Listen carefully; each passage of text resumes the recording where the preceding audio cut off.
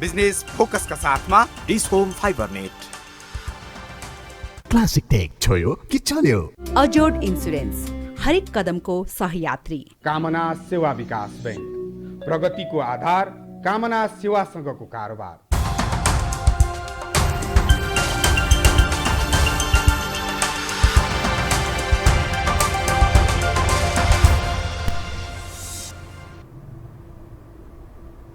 नमस्कार, कार्यक्रम बिजनेस फोकसमा यहाँलाई हार्दिक स्वागत छ। म दिपेश घिमिरे आज पनि उपस्थित भइसकेको छु र हामी निरन्तर रूपमा बिजनेस फोकसमा देशमा भएका आर्थिक गतिविधिहरूलाई केन्द्रित रहेर कुराकानी गरिरहेका छौँ, गर्दै आएका छौँ र बिजनेस फोकसमा हामीले विज्ञसँग कुराकानी गर्नेछौँ, निजी क्षेत्रसँग कुराकानी गर्नेछौँ, सरकारसँग, सरकारको पक्षसँग कुराकानी गर्दै आएका छौँ र आज हामी जुन नेपाल वितरक सङ्घका अध्यक्ष राजेन्द्र सिमखडालाई हाम्रो स्टुडियोमा निमन्त्रणा गरेका छौँ। उहाँसँग आज हामी पछिल्लो अवस्थामा जुन उहाँहरूको व्यापार व्यवसायको स्थिति कस्तो छ, वितरण प्रणाली कस्तो छ, सरकारका नियमहरूले असर गरेको छ कि छैन र उहाँहरूको जुन वितरण गरिराख्नु भएको छ यसमा के समस्या छन्, यिनै विषयवस्तुमा केन्द्रित भएर कुराकानी गर्नेछौँ। आउनुहोस्, उहाँलाई कार्यक्रम स्वागत गरौँ। सिमखडाजी नमस्ते। खास वास्तवमा अलिकति हाम्रो दर्शकलाई सुरुमै मैले सोध्न चाहेँ, अलिकति कन्फ्युज हुनसक्छ, खास नेपाल वितरक सङ्घको काम चाहिँ के हो? नेपाल वितरक सङ्घ भन्नाले यसले चाहिँ नेपालमा जति पनि उद्योग छ त्यो उद्योगबाट उत्पादन भएका सामान र विदेशबाट आयातित, भारत लगायत तेस्रो मुलुकबाट आयातित सामानहरू चाहिँ ती सामानहरूलाई आएका सामानहरूलाई चाहिँ बजारमा पुर्याउने काम गर्छ। त्यसमा स्पेसल्ली ग्रोसरी आइटम, हाम्रो जुन दैनिक हाम्रो उपभोग्य सामग्री हुन्छन्, हामी जुन दैनिक रूपमा आफ्नो घरमा युज गर्छौँ, ती सामानहरूलाई चाहिँ अन्तिम उपभोक्ता कन्ज्युमरसम्म पुर्याउनको लागि एउटा चेनमा होलसेलदेखि रिटेल पसलसम्म पुर्याउने काम यस नेपाल वितरक सङ्घले गर्छ। सरल रूपमा भन्नुपर्दा हामीले डेली युज गर्ने साबुनका आइटम, चाउचाउ बिस्किट्सका आइटमहरू, चक्लेटका आइटम, कस्मेटिकका आइटमहरू, खाद्यान्नका आइटमहरू चाहिँ यस नेपाल वितरक सङ्घका सदस्यहरूले बजारमा पुर्याउने काम गर्नुहुन्छ। भनेपछि नेपालमा उत्पादित र विदेशबाट आयात पनि गर्नुहुन्छ? विदेशबाट सबै चिजहरू त हामी जुन डेली घरमा युज गर्छौँ ती सामानहरू त सबै नेपालमा उत्पादन हुँदैन। जति छ नेपालमा उत्पादन भएका बाहेक अरू आयातकर्ताहरूले चाहिँ इन्डिया लगायत चाइनादेखि अरू युरोपियन कन्ट्रीहरू, अफ्रिकन मुलुकहरूबाट पनि कतिपय सामानहरू आउँछन्। ती सामानहरू चाहिँ नेपालमा उहाँहरूले आयात गर्नुहुन्छ। त्यसलाई चाहिँ सर्टेन टेरिटोरीमा देशका चाहिँ विभिन्न भागमा रहेर बसेका हाम्रा सदस्यहरूले आफ्नो क्षेत्रमा रहेका रिटेल होलसेल आउटलेटहरूमा लगेर ती सामान पुर्याउने गरिन्छ र ती रिटेल र होलसेल आउटबाट अन्तिम कन्ज्युमरहरूले ती सामानहरू प्राप्त गर्नुहुन्छ। वास्तवमा यो नेपाल वितरक सङ्घको एरिया चाहिँ कसरी तपाईँले नेतृत्व गरिरहनु भएको छ? यसले चाहिँ कुन क्षेत्र समेटिरहेको छ? नेपाल वितरक सङ्घ महासङ्घ भनेर पनि हाम्रो एउटा फेडरेसन छ। हजुर हजुर। तर हामी नेपाल वितरक सङ्घ काठमाडौँ भनेर हामीले ललितपुर, भक्तपुर र काठमाडौँलाई चाहिँ कभरेज गरेका छौँ। उपत्यकामा छौँ। यो उपत्यकामा करिब करिब हाम्रो सङ्घमा आबद्ध एफिलिएटेड हुनुभएको सदस्य नै मोटामोटी 500 जना त अहिले अलरेडी हामीसँग हुनुहुन्छ भने नन इन्डस्ट्रियल भर्खर कोहीले नयाँ काम सुरु गर्नुभयो होला, उहाँ साथीहरूलाई थाहा नहुनु पनि सक्छ। र हाम्रो आकलनमा मोटामोटी 1000को सङ्ख्यामा चाहिँ हाम्रा वितरक साथीहरू चाहिँ आफ्नो सेवाहरू दिएर यो काठमाडौँ, भक्तपुर र ललितपुरमा बसेर उहाँहरूले सर्भिस गरिरहनु भएको छ। र ती सदस्यहरूको आफ्नो एरिया हुन्छ। कम्पनी वाइज एउटा वितरकले 4 वटा 5 वटा 6 वटा आफ्नो क्यापेसिटी हेरेर 8-10 वटासम्म कम्पनीको चाहिँ उहाँहरूले चाहिँ अधिकृत विक्रेता भनेर एउटा सानो एरिया लिएर बसिएको हुन्छ। र त्यो एरियाभित्रमा जति पनि रिटेल होलसेल आउटलेटहरू छन् त्यहाँ चाहिँ उहाँहरूले उचित मूल्यमा उचित वस्तुहरू उहाँहरूको अर्डर बमोजिम ठिक समयमा पुर्याइदिने काम चाहिँ हाम्रो वितरक सदस्यबाट हुन्छ। अब अलिकति विषयवस्तुतर्फै केन्द्रित हुन चाहन्छु। खास वास्तवमा अहिलेको स्थितिमा के भएको छ भने जुन वितरण प्रणालीमा पनि समस्या हो कि भन्ने महसुस जुन व्यापारीले पनि गरेका छन् र सरकारले पनि केही महसुस गरेको हो कि जस्तो फिल भएको छ र कोरोना त्यसपछि राजनीतिक अस्थिरता सरकार परिवर्तन विभिन्न तपाईँले त देखिरहनु भएको छ नीतिहरू परिवर्तन भइदिने कर प्रणाली परिवर्तन भइदिने यसले गर्दा तपाईँहरूलाई पनि समस्या व्यापारीहरूलाई तपाईँको खुद्रा व्यापारीहरूलाई पनि समस्या होलसेलरलाई पनि समस्या तपाईँहरूले वितरण गर्ने तपाईँहरूलाई पनि मैले भनिहालेँ तपाईँहरूलाई पनि समस्या खास वास्तवमा यसको जुरो कुरो चाहिँ के हो यसमा हजुरले एकदम सान्दर्भिक क्वेसन प्रश्न राख्नुभयो साँच्चै नै नेपाल सरकारले ल्याएको नीति र नियमलाई प्रत्यक्ष रूपमा हामी वितरक व्यवसायहरूलाई पनि प्रभाव पर्छ नै यो सबैलाई थाहा भएकै कुरो हो सरकारले वर्षमा बजेट ल्याउँदाखेरि नीति नियममा चेन्ज हुन्छ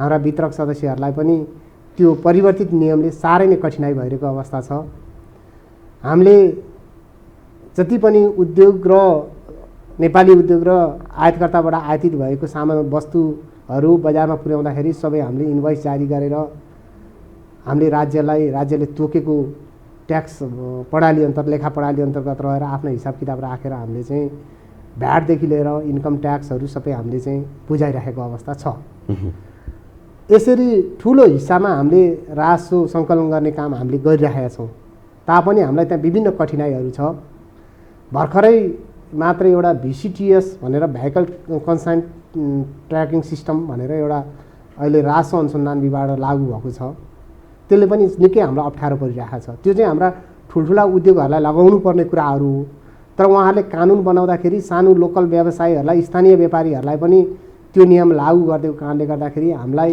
सानो हामीले चाहिँ रिटेल आउटलेटसम्म सर्भिस दिनुपर्ने व्यवसायीहरू एकदम अप्ठ्यारो स्थितिमा त्यो प्रणालीमा रहेर हामीले बिक्री वितरण गर्नलाई अलिकति असुविधा असहज महसुस भइसकेको अवस्था छ र नेपाल सरकारले कुनै पनि वस्तु तथा सेवाहरू प्रदान गर्दाखेरि अन्तिम कन्ज्युमरलाई गर्दाखेरि चाहिँ प्यान नम्बर नेसेसरी छैन जसले फेरि पुनः बिक्री प्रयोजनको लागि रिडिस्ट्रिब्युसन B2B भन्छ जसलाई हाम्रो यो मार्केटिङ ल्याङ्ग्वेजमा पुनः बिक्री गर्न लाने वस्तुहरूलाई चाहिँ प्यान भ्याटमै मात्रै बिक्री वितरण गर्नुपर्छ अब यहाँ कतिपय बजारमा चाहिँ रिटेल आउटलेटहरू खोलेर बसेका छ जहाँ नेपाल सरकारबाट प्यान नम्बर पनि उनीहरूले लिएका छैनन् त्यस्ता आउटलेटहरूले हामीसँग माल मागिरहेको अवस्था छ ती आउटलेटहरूलाई हामीले माल दिन सक्ने कन्डिसन छैन किनभने उनीहरूसँग प्यान नम्बर छैन त्यो राज्यको दायित्व हो त्यहाँ गएर चाहिँ उनले अनुगमन गरेर त्यहाँ प्यान नम्बरहरू बिक्री प्यान नम्बरहरू दिने काम चाहिँ नेपाल सरकारको रहन्छ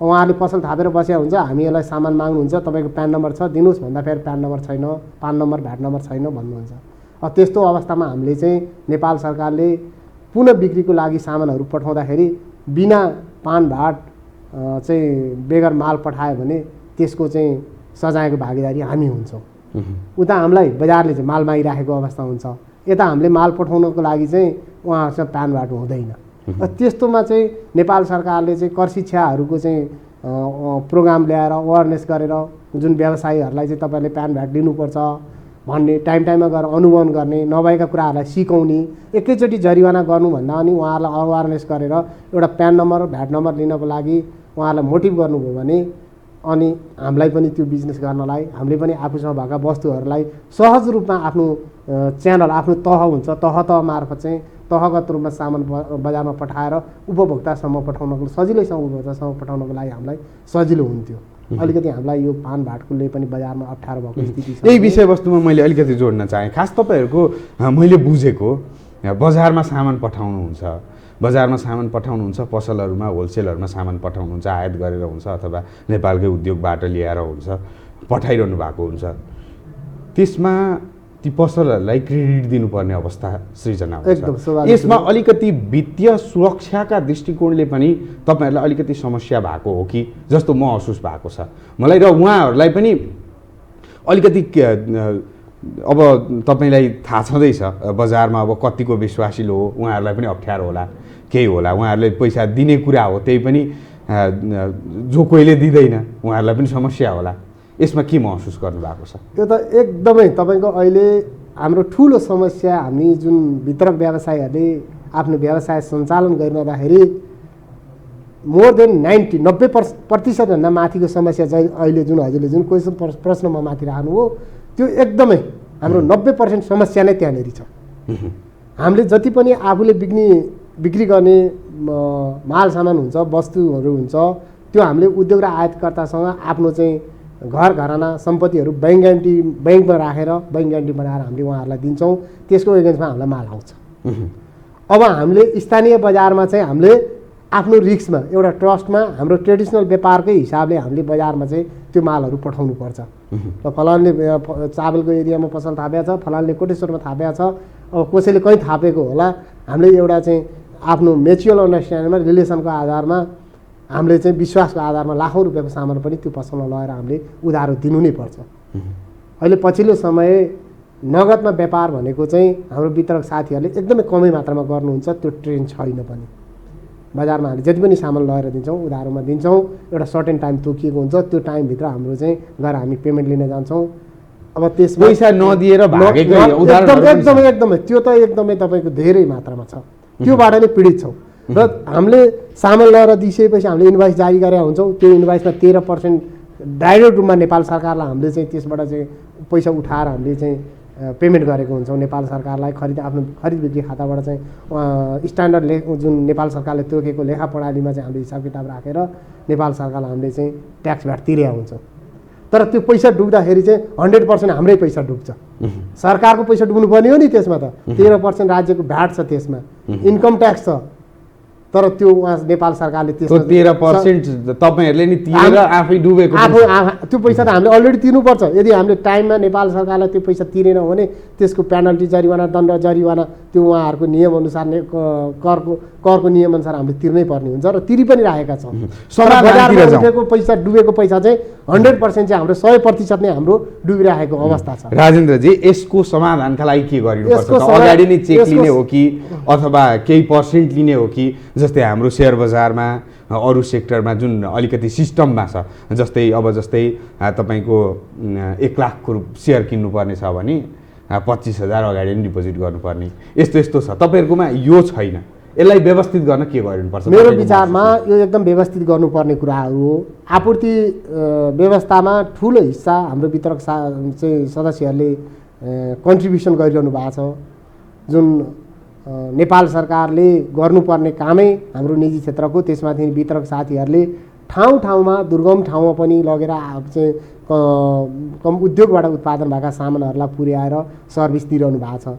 अब व्यापार गरिसकेपछि मुनाफा ल्याउनु त एउटा स्वाभाविक कुरो हो। एउटा आफ्नो चाहिँ अपरेटिङ कस्टलाई, आफ्नो चाहिँ डेली खर्चहरूलाई चाहिँ कभर गरेर त्यसमा 1-2% मार्जिन लिनु भनेको त्यो चाहिँ अस्वाभाविक हो जस्तो लाग्दैन। त्यो लिनु पनि पर्छ, व्यापार हो।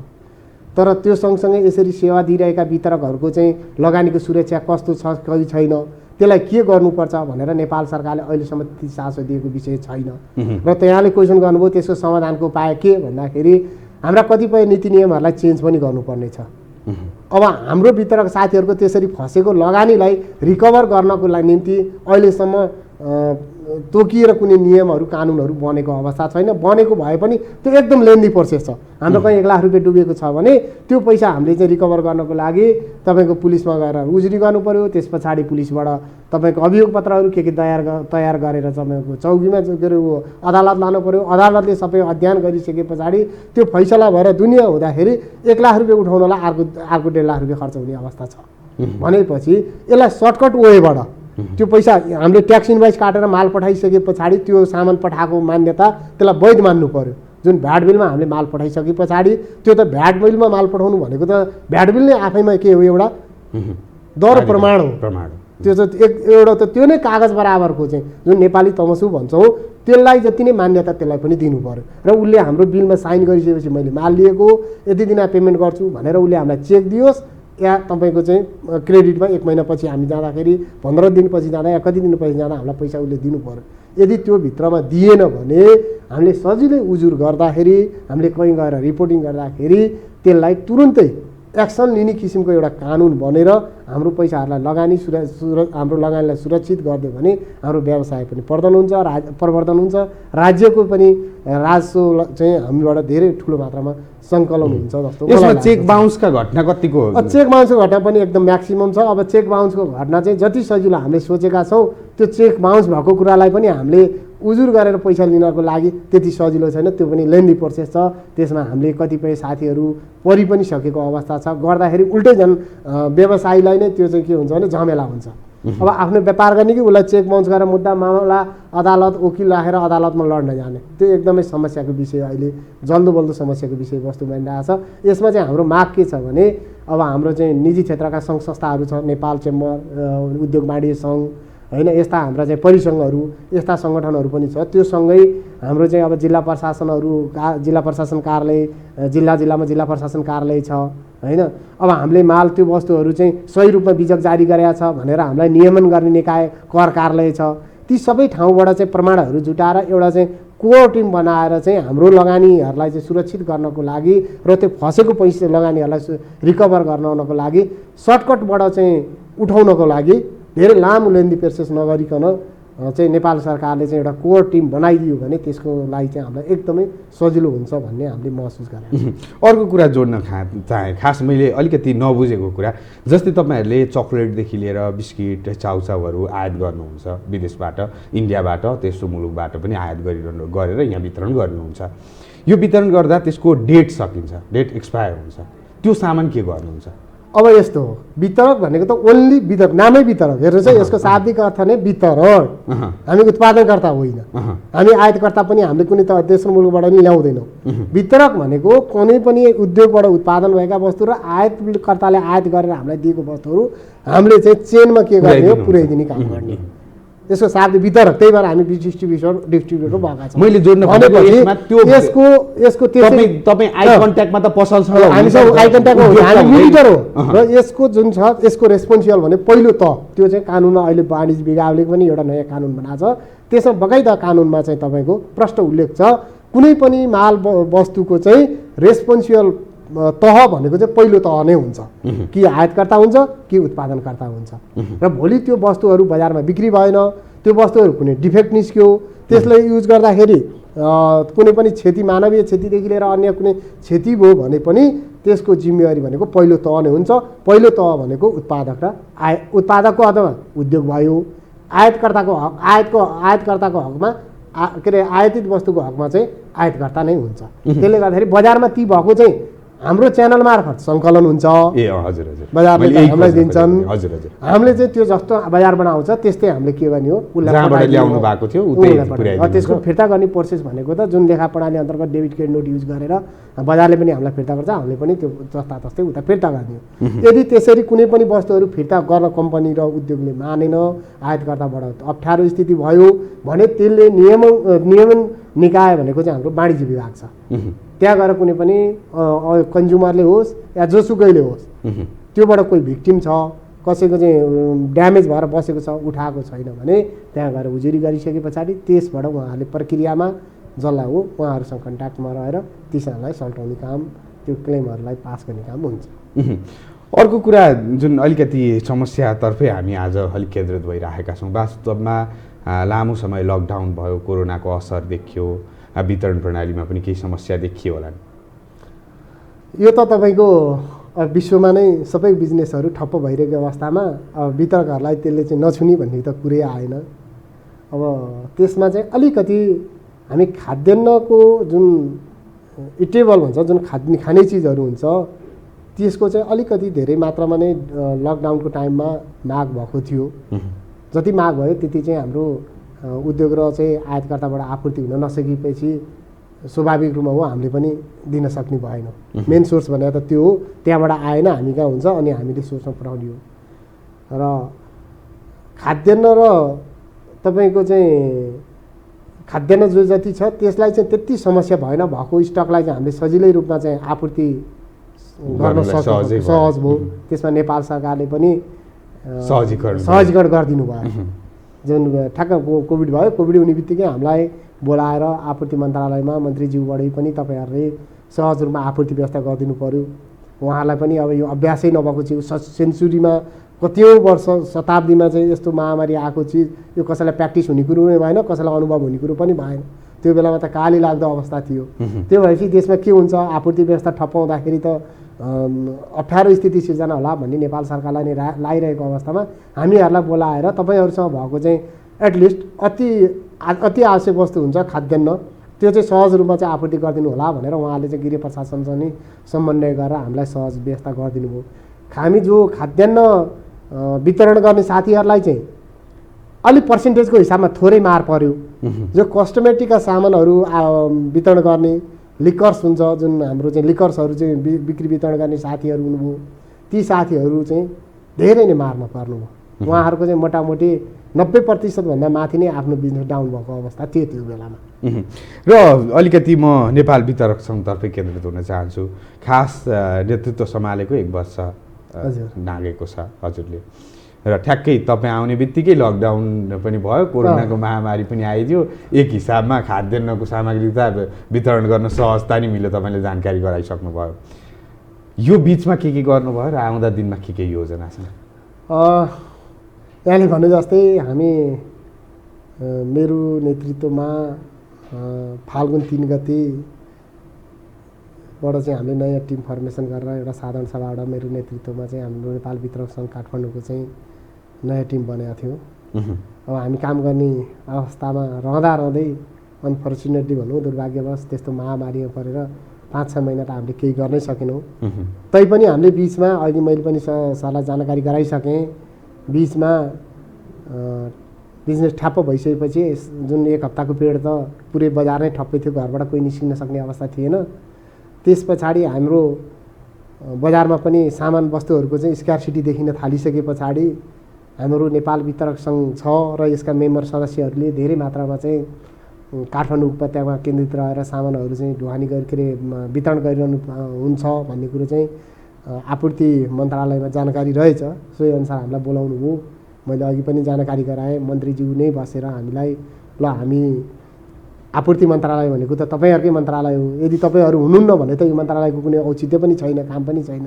त्यसले गर्दाखेरि तपाईँहरूसँग भएका, तपाईँहरूको सदस्यसँग भएका र यदि कोही भन्सार बिन्दुमा आएर पनि माल रोकिएका छन् र विदेश इन्डियाबाटै पनि या चाइनाबाट कतैबाट सामान ल्याउनु छ भने पनि हामी त्यहाँको सरकारसँग पनि कोअर्डिनेट गरेर वस्तुहरूलाई सामानहरू ल्याउनलाई हामीले सहजीकरण गरिदिन्छौँ। तपाईँहरूले पुर्याइदिनु पर्यो, त्यति रिस्क चाहिँ तपाईँहरूले लिइदिनु पर्यो भन्नुभयो। अब त्यस बेलामा हामीलाई पनि प्रब्लम थियो, हाम्रो पनि स्टाफहरूलाई हामीले काम लाउन सक्ने वातावरण थिएन, एकदम भयावह स्थिति थियो, घरबाट कोही निस्किन सक्ने स्थिति थिएन। त्यो बेलामा त पैसाको कुनै भ्यालु नै भएन। कसरी बच्ने, आफ्नो स्वास्थ्यको ख्याल कसरी गर्ने भन्ने कुरो त चाहे त्यो ठुलो उद्योग होस् चाहे सानो लेमेन होस्, सबैलाई आफ्नो स्वास्थ्यको त ख्याल गर्नु त्यो बेलामा चाहिँ आवश्यक नै थियो। अनि हामीले भन्यौँ हाम्रो यो कठिनाइहरू छ, हाम्रा चाहिँ कर्मचारीहरू हामीसँग पर्याप्त मात्रामा हुँदैनन्, उनीहरूलाई हामीले काम लगाउन सक्ने वातावरण छैन।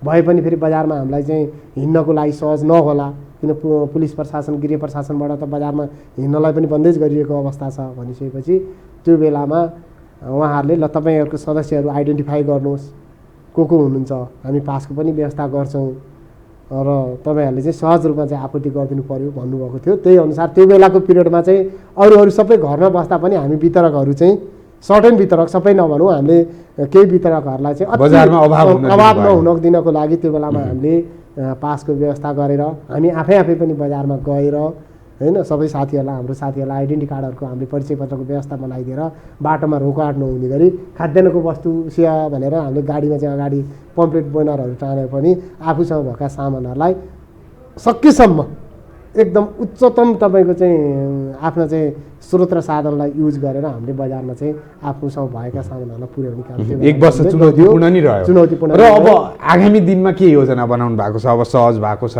अलिकति राजनीति केही अस्थिरता जस्तो देखिए तापनि तपाईँको अलिकति आर्थिक रूपमा अहिले चलायमान भइसकेको छ, ब्याङ्कबाट कर्जा निरन्तर प्रवाह भइराखेको छ। यसको मतलब के हो भने बजार एकदम सुचारू छ, अर्थतन्त्र सुचारू छ। यो हिसाबमा वितरण प्रणालीमा पनि समस्या छैन, सरकार केही प्रब्लम भए पनि।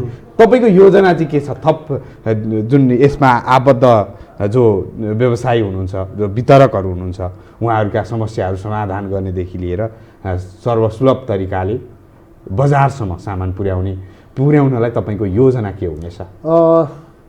यहाँले भन्नुभयो जस्तै अहिले विगत 4-5 महिना भनौँ 3-4 महिना अगाडिदेखि चाहिँ केही हदसम्म सबै कुराहरू सहज रूपमा स्मूथली काम भइरहेको अवस्था छ। उद्योगले उत्पादन सजिलै गर्न सकिरहेको अवस्था र आयातकर्ताहरूले पनि सहज रूपमै अझै पनि आयातकर्ताको त कतिपय सामानहरू ल्याउनलाई अलिक अप्ठ्यारै स्थिति भइरहेको अवस्था छ भन्सारमा। भर्खरै मात्रै अब भन्सारहरू पनि ठाउँ ठाउँका भन्सारहरू भर्खरै खुलिरहेको अवस्था छ भने यता ब्याङ्कले पनि सहज रूपमा कर्जाहरू पनि निरन्तर प्रवाह गरिरहेको अवस्था नै हो। अब यसमा हाम्रो भावी कार्ययोजनाहरू के छन्, के गर्दै हुनुहुन्छ भन्ने कुरामा पहिलो कुरो त हामीलाई सरकारले राखेका बनाएका नीति नियमहरूमा कहाँ अप्ठ्यारो असहज चाहिँ महसुस भइरहेको छ, महसुस भन्दा नि कहाँनिर अप्ठ्यारो रहिरहेको छ, त्यो हामी चाहिँ वितरकहरूबाट सबै ठाउँमा हामीले चाहिँ एउटा अन्तर्क्रिया कार्यक्रमहरू गरिरहेका छौँ। वितरकहरूसँग हाम्रा सदस्य सरकारसँग पनि सरकार र वितरक राखेर पनि हामीले चाहिँ अन्तर्क्रिया कार्यक्रम गरिरहेका छौँ। यो ठाउँमा चाहिँ हामीलाई अप्ठ्यारो स्थिति छ, यहाँ चाहिँ सहजीकरण गरिदिनु भयो भने अझ राज्यको ट्याक्स पनि बढी उठ्छ र वितरकहरू पनि अलिकति के हुन्छ मोटिभ भएर काम गर्ने वातावरण बन्छ भनेर हामीले अब त्यो सहजीकरणको लागि अन्तर्क्रिया कार्यक्रमहरू राख्ने हाम्रो एउटा प्लानिङ छ भने अब वित्तीय सहजीकरणको लागि पनि हामीले विभिन्न ब्याङ्कहरूसँग हाम्रा सदस्यहरू यति हुनुहुन्छ, यति चाहिँ तपाईँहरूले लगानी गर्न सक्ने अवस्था छ होइन। यसरी सरल र सुलभ रूपमा चाहिँ छिटो र छरितो रूपमा कर्जाहरू चाहिँ प्रवाह गर्दाखेरि हाम्रो सदस्यहरूलाई गर्नुभयो भने दुवै पक्षलाई राम्रो हुन्छ भन्ने कुराहरूमा पनि हामी यहाँ ब्याङ्कहरूसँग पनि एउटा चाहिँ सहजीकरणको लागि हामी उहाँहरूलाई पनि आह्वान गर्दैछौँ होइन। अब अहिले तुरुन्तै पनि हामीले यो VCTS भन्ने कुरो यहाँलाई जानकारी छ कि छैन, यो VCTS भन्नेको एउटा अलिकति हाम्रो स्थानीय व्यापार गर्ने वितरकहरूलाई अप्ठ्यारो स्थिति थियो, त्यसको लागि पनि हामीले राजस्व अनुसन्धान विभागबाट चाहिँ रिसर्च पर्सनहरू बोलाएर त्यहाँका चाहिँ डाइरेक्टर सरहरूलाई बोलाएर हामीले चाहिँ काठमाडौँको 4वटा क्षेत्रमा हामी नेपाल वितरक सङ्घ अन्तर्गत फेरि हाम्रो 4वटा समिति छ, एउटा भक्तपुर, ललितपुर, काठमाडौँ पूर्व र काठमाडौँ पश्चिम छ, अरू भिन्न एउटा चाहिँ अर्को क्षेत्रीय समिति छ। त्यो अन्तर्गत हामीले चाहिँ क्षेत्रमा चाहिँ अस्ति भर्खर पनि एउटा प्रोग्राम गरेर भर्खरै सिद्ध्यायौँ। त्यो चाहिँ उहाँहरूलाई राजस्व अनुसन्धान विभागलाई व्यावहारिक समस्या के रहेछन् भन्ने कुरो पनि हामीले प्र्याक्टिकल्ली रूपमा त्यहाँ चाहिँ उहाँहरूलाई बुझाउने अवसर मिलेको छ। अब उहाँहरूले त्यसको पनि केही हामीलाई समाधानको उपायहरू दिनुहुनेछ भन्ने हामीले आशा लिएका छौँ भने अब आगामी वर्षहरूमा पनि हामीले हाम्रा वितरकहरूलाई सहजीकरण गर्नको लागि उहाँहरूको समस्या के छ त्यो आइडेन्टिफाई गरेर क्रमिक रूपमा चाहिँ उहाँहरूको समस्यालाई समाधान गर्नलाई र हामी कार्यक्रमको अन्त्यतिर आइसकेका छौँ। अन्त्यमा के भन्न चाहनुहुन्छ दर्शकहरूलाई? अन्त्यमा दर्शकहरूलाई हामी नेपाल वितरक सङ्घका सदस्यहरूले यहाँहरूलाई उद्योगबाट उत्पादित र आयातबाट आयातित सामानहरूलाई उचित मूल्यमा, उचित समयमा, उचित गुणस्तर सामानहरू हामीले यहाँहरूको चाहिँ घरदौलीसम्म पुर्याउनको लागि आफ्नो चाहिँ च्यानलबाट चाहिँ पुर्याउनको लागि हामीले भर मजदुर सहयोग गर्नेछौँ।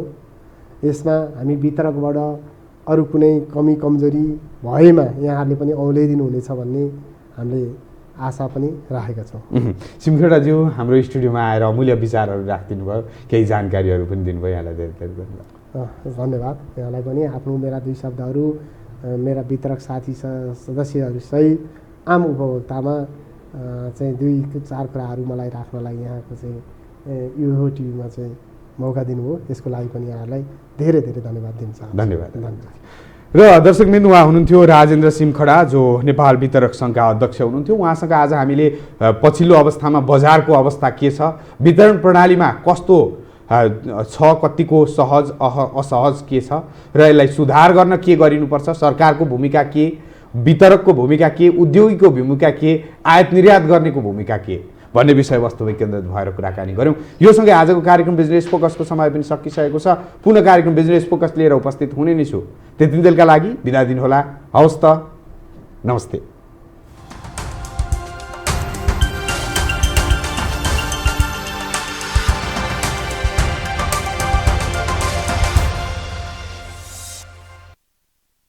बिजनेस फोकस का साथ में dish home fiber net. Classic tech छोयो कि चल्यो? अजोड इन्सुरेन्स, हरेक कदमको सहयात्री। कामना सेवा विकास बैंक, प्रगतिको आधार, कामना सेवासँगको कारोबार।